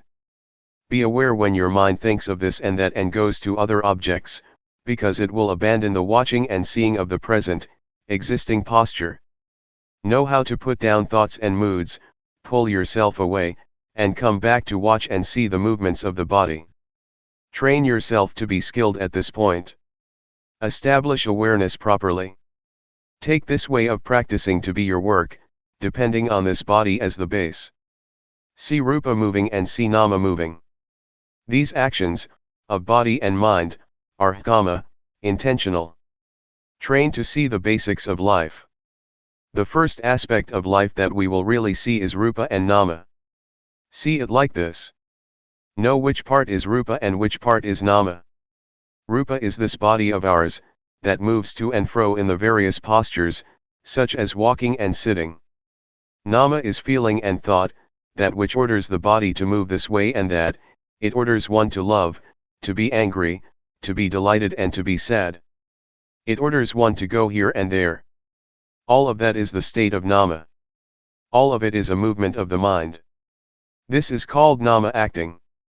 In reality, to get to see rupa nama and to be able to differentiate between them, takes rather a long time. This is because our minds are used to thinking, they are used to being carried away by moods. Whatever object arises, completely takes one in, a thought of anger arises and one becomes angry, whatever one indulges in, one gets overwhelmed by. But as soon as we fix on being within limits and establish awareness, those moods that used to be so powerful, now express a reaction. Some people do walking meditation for a little while and get sleepy. Some people practice the rhythmic meditation and become restless, their minds go all over the place. They struggle hard and feel uncomfortable, burdened, they have headaches and tight feelings in the chest. There are these troublesome things that come up all the time, they are obstacles. Understand this to be ordinary. Don't be annoyed, uncomfortable and burdened by those various manifestations. Establish awareness, hold on to awareness well. Whatever states or conditions arise during the practice of meditation, recognize them, see them. Have crystal clear awareness. Recollect what your main duty is. It is to cultivate awareness, and to see the body as it is moving in its present posture. This is the foundation. As for thought or any moods that come to interfere, regard that as ordinary, take that to be objects that change according to the habits of the mind, that hasn't yet been trained. All right, when it arises, but our main duty is to establish sati. Be aware, arouse awareness in order to see the body, always see the states, conditions, and whereabouts of the body, as it is moving about as clearly as possible. Know how to put down thoughts and moods that are, continuously, changing, don't let them be obstacles. This point right here, might be a big issue for some, and not a big deal for others. Characteristics and conditionings tend to vary according to previously accumulated habits. Sometimes the thoughts and moods that interfere are quite powerful. They might make one's mind think in line with them, until one is fooled and forgets oneself. The mind wanders away, it gets really fascinated with those things. Never mind. When we realize it, and are newly aware, be careful. Come back to fix on awareness and keep on practicing. The state of the mind wandering off and lacking awareness, the mind feeling uncomfortable and burdened, arises a lot when we first set out to train ourselves to develop awareness. It is the same for everyone. Because, originally, we are used to thinking all sorts of things according to our own untrained minds. Therefore, it is going against the stream of our old habits to try and establish and arouse awareness. So, it is ordinary that there are various obstacles. In the beginning, we must depend on devotion, and put forth a lot of effort to train and establish awareness, so that one gains awareness. Be determined to make effort with walking meditation and sitting, doing the rhythmic meditation. Make movements with the body and train a lot to be aware. Never mind if the mind loses awareness, and thinks of this and that 100 or 1000 times. Regard yourself as somebody who is still new at the training. Inspire yourself. Try and do the best you can. Keep establishing awareness consistently. When you lose it, you start again, you lose it again and you start once more. The state of delusion and forgetting often, and then being able to re-establish awareness, makes one begin to be able to differentiate, and one gets to know what one's heart and one's real character are like. One begins to understand how to adjust one's own mind to be aware. One knows how to put down changing thoughts and moods. These experiences teach one to re-establish sati faster and clearer. Awareness becomes more and more prominent, as long as one tries and puts forth effort. We now begin to really discern our states of mind, the states that are conditioned by thoughts and moods, and the state that is governed by awareness. We have more ability to know our own moods in time. And there is more awareness as well as awakeness. The conditions, of feeling uncomfortable and oppressed, of doubt and confusion, of restlessness and giddiness, and of feeling fed up, that used to be there, gradually begin to fade out, with each moment that our sati sampajanya begins to awaken more and more. Until finally, when we really have aroused awareness, and a sense of being awake firmly, we see the existing rupa and nama clearly. That's it. We now get to know about life. We get to know suffering, dukkha, the suffering of rupa and nama. We will understand that rupa or the body is a lump of suffering. It consists of parts that are always moving and changing. One really sees the unfolding of the various states, conditionings, and processes of the body clearly. Breathing is suffering, it is a conditioning, it is dukkha, it is an ordinary state that happens by itself. Swallowing saliva, blinking the eyes, opening the mouth, eating, lying down, taking a shower, putting on clothes and so on, is all dukkha. They are ordinary conditionings of the body, that happen by themselves. Most people have never seen the states of the body, and the course that it takes, according to reality, like this. And then, through ignorance, we create another kind of suffering to mess up our lives, namely nama dukkha. Nama that we have not trained yet, nama that thinks according to what one likes, wants, and desires, nama that is still full of attachment, concocting up thoughts and views based on a self. This is another kind of suffering that we don't know about yet. This is a kind of suffering that is something unfortunate in our lives, that we have never studied or tried to understand. This nama has never been trained, has never treated rupa, nor one's own life fairly. But as soon as we see, train, and refine ourselves, and we know how to arouse and establish awareness, waking ourselves up, the very quality of sati acts as the judge. It is the most honest court.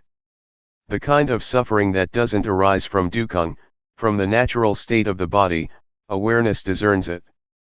Awareness brings it to a halt. Nobody can stop dukkha, the ways of the body and of life. Those states just happen. We have to be aware of those conditions, to acknowledge, deal with them and look after them, so that there is a state of normality and happiness for as far as conditions allow. But the suffering that is due to thought, that is due to nama, that is due to all kinds of wants and desires, is a state that is something untoward. It arises because of our thinking and our beliefs. This is what awareness sees. It stops and pacifies that kind of thinking. Awareness knows how to put down and pull oneself away from thoughts, in those circumstances. Awareness really acts as the judge because when one is aware and awakened, it really treats rupa and nama, and one's mind, fairly. One's life begins to be different from how it used to be. Before, one used to be a slave of moods and desires, and one used to fall in the trap of thought all the time. Thoughts, speech, and all actions used to be dictated by moods, by one's own character, every moment, every time. But now the time has come to wake up and establish awareness. Our body then has more freedom. One doesn't have to be under the power of desire anymore. Like if one was addicted to cigarettes and betel nut, and used to roam around and booze. One has been a slave all the time of desires, to have and be on the sensual plane. As soon as one is awakened through sati, one abandons that sort of behavior at once. Awareness knows how to differentiate and it knows how to properly reflect. It really sees things. Oh, this clearly is suffering. How could I indulge in those things and be such a fool? The things that one used to wallow in and be intoxicated with, really drop off our minds. There is no more desire for cigarettes, betel nuts, and booze. One completely does away with those things. For example, myself, I used to be someone who believed in superstition and I trained myself, until I was an occult healer. I used to calculate auspicious occasions. I had all sorts of amulets and whatnot, a complete mess. Before I could go to sleep I had to recite all kinds of verses and chants. My room was full with sacred and holy objects. Flowers, incense, blessed water and so on. I used to chant incantations for at least an hour. Whenever I traveled somewhere I had to figure out the omens. What time to set out, in what direction etc. Going to the forest, I first protected myself from fierce animals with spells. There was really a lot of stuff. And then I met Luangpor Teean. I trained to develop awareness with him at the Budayana Forest, Loi Province, in 1966. For a full month I trained and strove, before I was able to establish awareness and arouse a state of being awake. The various things that I used to think about, believed in, and practiced by way of different ceremonies dropped off. They really dropped off me. Sati was crystal clear and I realized, oh, it really is because of thought, and my own firm belief that I indulged in those kind of views for many years. I was really going over the top at that time. Now I knew how to be aware, how to train and strive, doing walking meditation and rhythmic meditation. I practiced in the same way as you are doing here now. I trained in awareness, I trained and trained. From being carried away through thoughts and moods, I gradually became more aware and awake. Awareness became more clear by itself.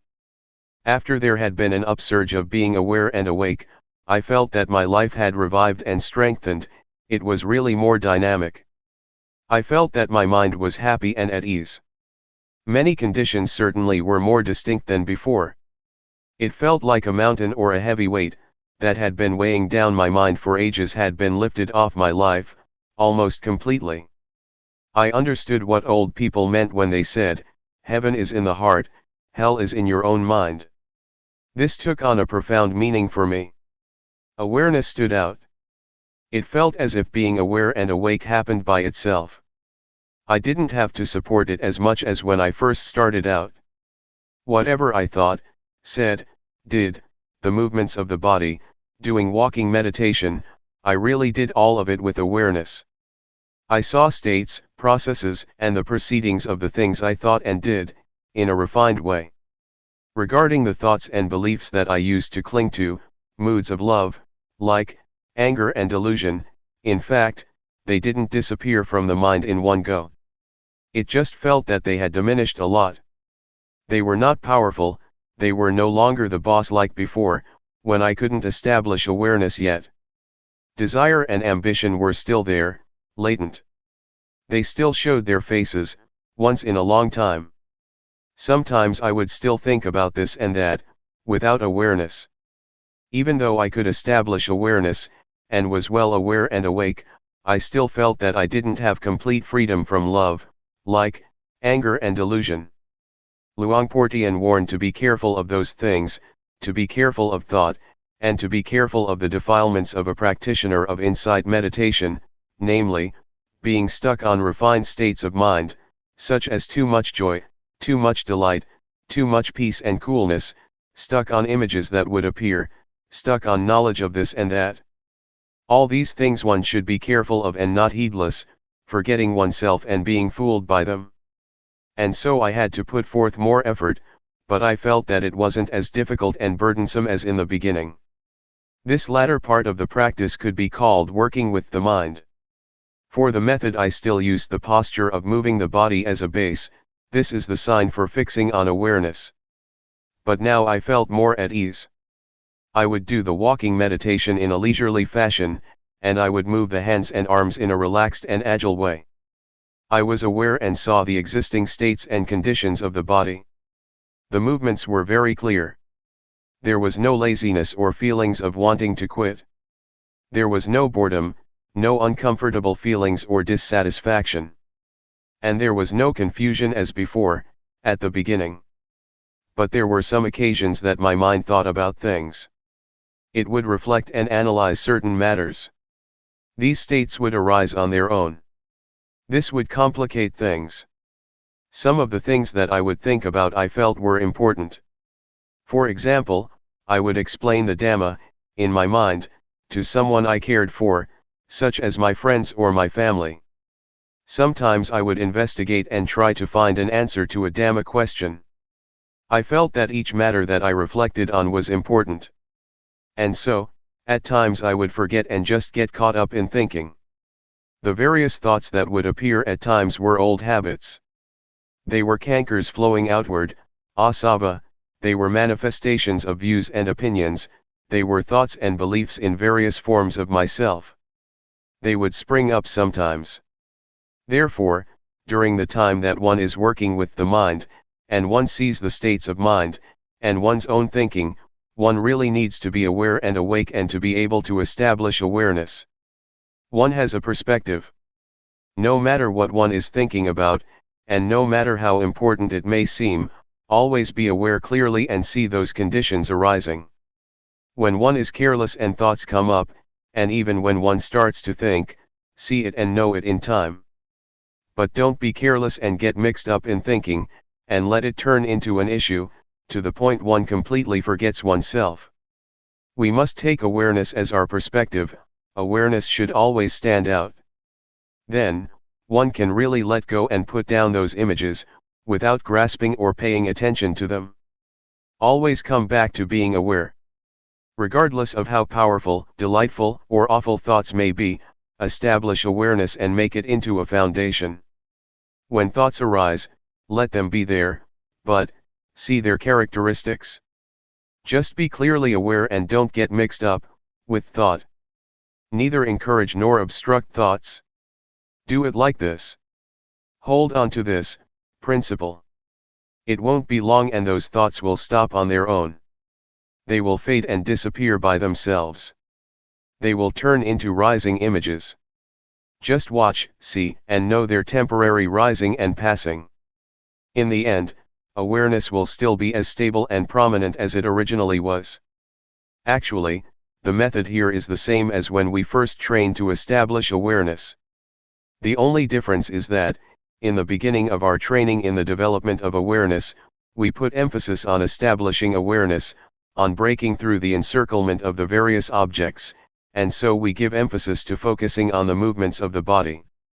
We do this exclusively in order to have a foundation, or sign in training in the setting up of awareness. We create awareness because in the beginning of our training, states of mind and mood still have power.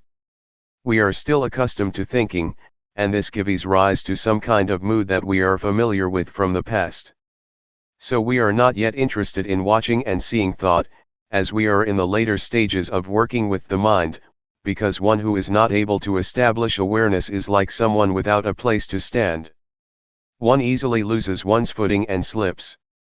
When we watch thought or powerful moods, we get drawn into feelings of like and dislike. We tend to get carried away with things that look as if they're easy to watch. We can't yet differentiate between the object and awareness.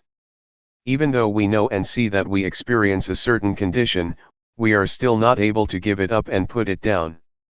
For this reason, one is taught to make effort with one aim, namely to train in order to be able to establish awareness, to be aware and awake, to be ready, including all things. This is the priority. Make use of the postures and movements of the body as signs, and exercises to train in focusing on awareness. No need to be very concerned with thought or your state of mind. When we get to the point where we have established awareness, the mind is awake and we have a perspective on life, that's it. Now we have the ability to face thought, to see the mind, to see the stream of our own thinking in a straightforward way, without our mind slipping and sliding, getting caught up in thoughts. Therefore, only someone who knows how to set up awareness will be successful in working with the mind, someone who arouses both awareness and a sense of being awake. This period is important for getting to know oneself in a straightforward manner. One comes to know how to let go and put down one's moods, thoughts, beliefs, and conceited opinions, really becoming absolutely free. What kind of character and disposition did we used to have? What kind of things did we think about and believe in? To what extent did we have moods of love, anger, and delusion? We will really see our minds, mind states, clearly as they occur, in a simple way. From the conditionings of mind that come up in thoughts, turning into moods, issues, and various matters, periodically or momentarily, Yanadasana, knowledge and vision, arises, one really gets to know oneself. Oh, this is how I think, I get angry this much, this is what I believe in. One will see conditions one by one, according to the thoughts that appear momentarily, relying on the perspective of life, the main principle, knowing how to establish awareness, being in control with awareness and being awake. The mind doesn't flow and comply with the moods and thoughts. Wisdom knowledge will arise within us, and we will be able to reflect and differentiate between desires and reality. We will know how to let go, we will know how to put down thoughts, put down delusion, put down images and moods that proliferate. We can pull ourselves out of thoughts and beliefs we used to cling to, and were firmly convinced of. Clinging is loosened and one returns to awareness that has never been so striking before. Views and opinions of all sorts get demolished more and more, one after the other. And in the end our minds are made smooth. Our minds don't go back to creating suffering and problems through concoction anymore. It has all been demolished. Proliferating thoughts, sankhara, that used to be so powerful and used to create heavy suffering in our lives and our families, are finally done with, their poison is really gone. Life is smooth. One is able to conduct one's life with intuitive awareness, sati sampajanya, as the prominent factor. One is able to be creative and perform one's duties and obligations as one should. One is calm, composed and endowed with discretion. One is able to reflect and discriminate A from B. One is really absolutely free and independent. Well, what I've said today was an introduction, and a pointing to a line of practice to train oneself. I have made known the teachings of the Buddha and done the duty of a Buddhist. I have done what a bhikkhu, monk, should do. There is this saying of the Buddha, arogaya paramalabha, being free from disease is the greatest gain. This refers to what I've been talking about, it refers to our lives, it refers to this method of practice. In the old days, the monks would go all over the country, and propagate the teachings on the end of suffering in the marketplace, or wherever many people would gather. It is the highest gain. It is eternal life. I think that I have performed my duty in a complete way, and have satisfied the request of the abbot of this monastery. This talk was given in a branch monastery in the south. May all of you, who have lent an ear, take up what has been said for contemplation, and put the various reflections and perspectives into practice. Determine to train and cultivate yourself, so that you will attain the paths and fruits of practice according to your aspirations. The art of knowing directly. I bow to the triple gem, the Buddha, the Dhamma, and the Sangha. I pay respects to the senior monks and all my colleagues in the Dhamma. May all lay practitioners prosper in the Dhamma. You've come here to listen to words. If you remember the words having listened to them, then you will receive something that is fake. But it is necessary to speak and teach. Talking in order to give rise to knowledge and memory is easy, it's easy to teach and understand. There are teachers all over the place. All of us sitting here now, at a monastery where a retreat is held, have knowledge of good and bad, of right and wrong. Everybody knows that. For example, we know that anger and suffering are no good. We know that, but we still suffer and still have anger. Now, in real teaching we have to teach ourselves, we have to teach ourselves to really understand. We might learn some things from others, it will make it easier to remember, but real teaching we have to do ourselves. In talking today we are all friends, spiritual friends. On this occasion we all become fellow practitioners, so that we can meditate and practice together. This is a good thing and it is right. In real teaching we have to teach ourselves. Even talking and listening are practices in themselves, practices in developing awareness. Don't be united in anything other than developing awareness. Be aware, pure awareness. Be aware in a straight and direct way, straight and direct sati. Feel the body directly, in a straight way. Be fully aware, don't let there be anything in front or behind. This is called really teaching oneself. Let awareness move around, let it be with the body, with rupa. And let awareness see the mind. When there are thoughts, don't prevent or obstruct anything, give awareness the full opportunity to see. As for the body, know directly and straightly, know purely.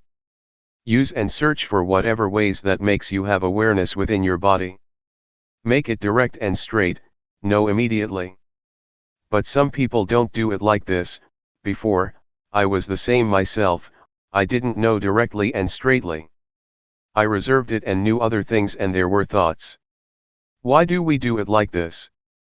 One goes and uses reasoning, figuring out what is right and what is wrong. Like this is right. There is like and dislike. Why do we practice like that? What's the point of knowing this and that? For example, when we are aware, we ask ourselves, am I aware or not? Is this sati or not? Is this kind of knowing, awareness? Or is it thought? Sometimes we're thinking, and we don't know what awareness is, and so there is a division all the time. Reasoning and perceptions of right and wrong come to interfere with practice, and so one doesn't practice fully. No, no, no, no, be aware. When you start off practicing, you shouldn't use reasoning and think about what is right and wrong. Don't do it like that. Know directly, using whatever method that makes you be aware of either the body or the mind. Don't concentrate. Don't think about right and wrong before you experience right and wrong. Don't think about being and seeing before you actually are and see. That's not it. It is wrong when something is wrong, it's right when something is right, you are when you are, and you see when you see. Be aware directly, don't concentrate and don't use reasoning. You shouldn't think, from now on there is no need to think. When there is awareness of the body and the mind for a long period, seeing automatically occurs. This is not called thinking, it is called discrimination, Dhammavidyaya, or orderly reflection, Yoniso manasikara. It differentiates and wisdom knowledge or wisdom arises by itself. This is called practicing directly. For example, we raise the arm or we turn up the hand, just know it directly. Feel your arm moving, feel your hand moving, feel the movements. Actually, this method that we're practicing was different before. In the past it was not practiced as we do now.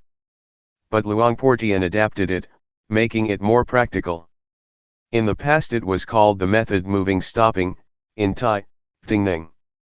One would put the hands on the knees, turn up the hand and think or inwardly recite, moving, ting, and when a movement would come to an end, stopping, ning, ting, ning, ting, ning.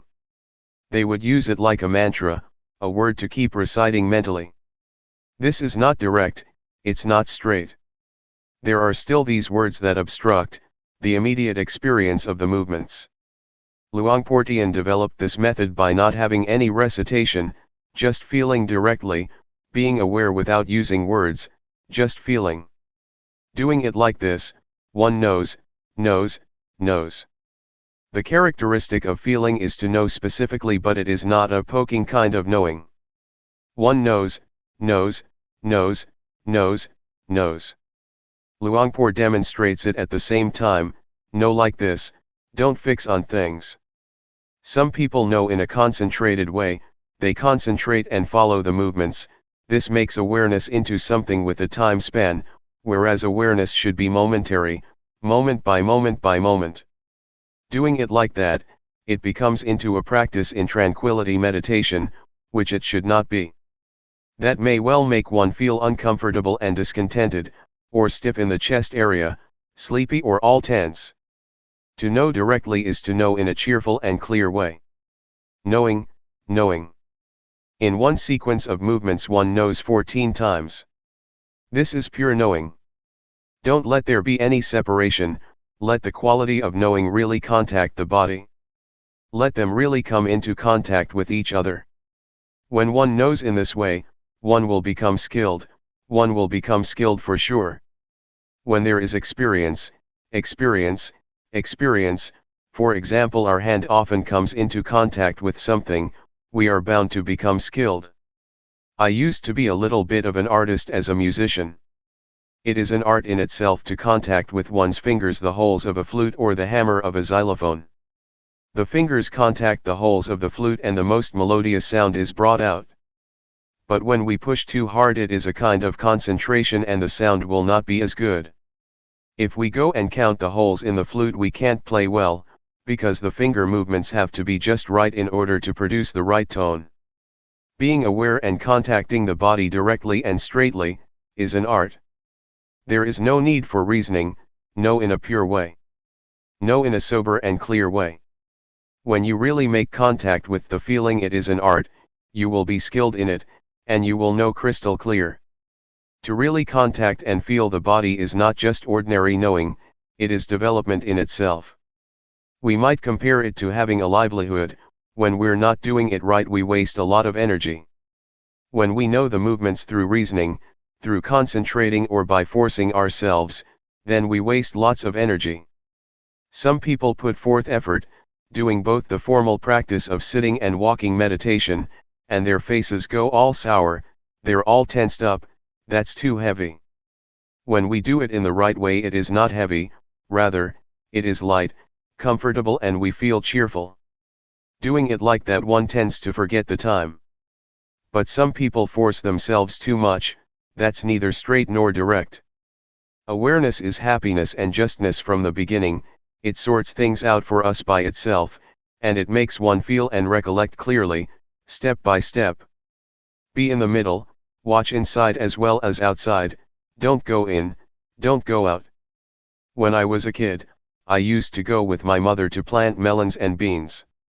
When the rains would start and my mother would plant the seeds, she used to say, "If people eat it, it is merit, if birds eat it, it's a gift, if birds eat it, it is merit, if people eat it, it's a gift."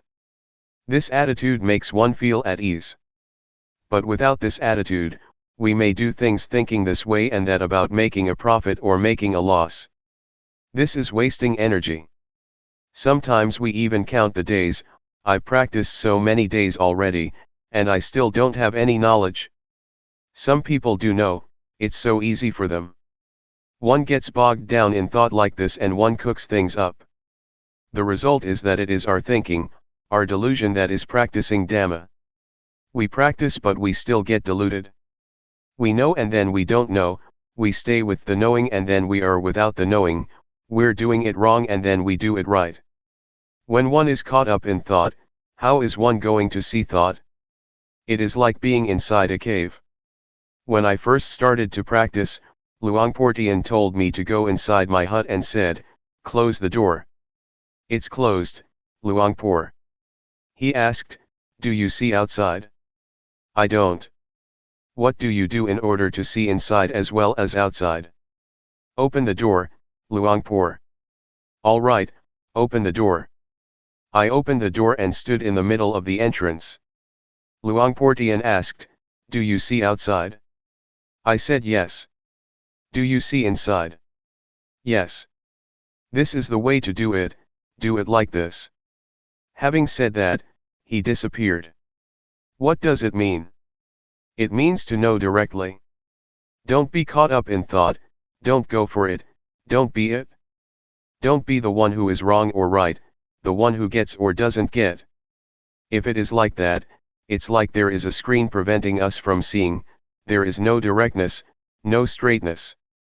There is no openness and nothing is revealed. Just awareness, not wanting, not being. Try it out, knowing directly. Take one step at a time. Know directly, don't figure out what is right and wrong, don't go for attaining and not attaining, there is nothing to attain, there is nothing to not attain. There is nothing right and there is nothing wrong. If there is just pure awareness, there is no right and wrong, there is no knowing, and there is no not knowing, there is only just pure awareness. Give awareness the full opportunity. Just as with planting rice, if we don't plant it well, it won't come up. It's the same with chilies, eggplants, and fruits, they need to be planted properly. But if we know how to plant these things, it will be just right and there will be a balance, the roots will sprout and the plants will establish themselves. If we plant them in the wrong way, the roots won't flourish and they may break, the wind blows and they shake about. We have to keep replanting them, and the end result is that they don't grow well. Try it out. I'm teaching you, so that you will practice, I'm not talking just to give you information. We have come here and so we must try and practice. Practice directly and straightly. At one time I returned from Singapore, and I stopped over at Hat Yai, south of Thailand. Somebody brought a Westerner to see me. This Westerner said in a straightforward way, "There is no need to teach me anything, just tell me what to do. I know many things already, so it's better to tell me what to do rather than to teach me things." What do you think of that? I feel that that is very good. So I told him how to start. Kamma means action. It means to feel. Do you know the movement of turning up the hand? Do you know the movement of raising the arm? No, no, and no. I had him practice like this for half an hour, and after that I showed him how to do walking meditation. Know every step that you walk. Whenever he took a step, I knocked him with my hand on his arm, no like this, no like this. Knowing, knowing, feeling. I had him walk for half an hour and then called him over, and let him do the rhythmic meditation in the sitting position again. He got into contact with sati, with awareness of the body. I asked him, just now, you were aware of the body, did your mind think of other things? No. One is right here, one knows right here. Have you ever known like this for a long time, let's say for a whole day? Never. What about 1 hour? No, never. He just learned about this now. This is how I taught. This point is the point that we, as Thai Buddhists, are lacking in. We are not lacking at other points, it is this point. This is the point where Buddhism comes into being. The Buddha, Dhamma, and the Sangha arise right here, that is to say their qualities. We have to give rise to them right here, this is their birthplace, the birthplace of the state of being Buddha that knows, that goes in and knows. Don't destroy this state. And so we have opportunities, we have places such as this one, it is not as if we practice because it is the fashion. We don't advertise that we do anything else. To perform rites and rituals, make merit and offerings and so on is not the right way. To do it right in line with real awareness one has to practice like this. We have to spur each other on to practice, to live like this. The activities of Buddhism have to start off with this method, we can't deny it. We need places and the environment, and we have to persuade each other to come and practice like this.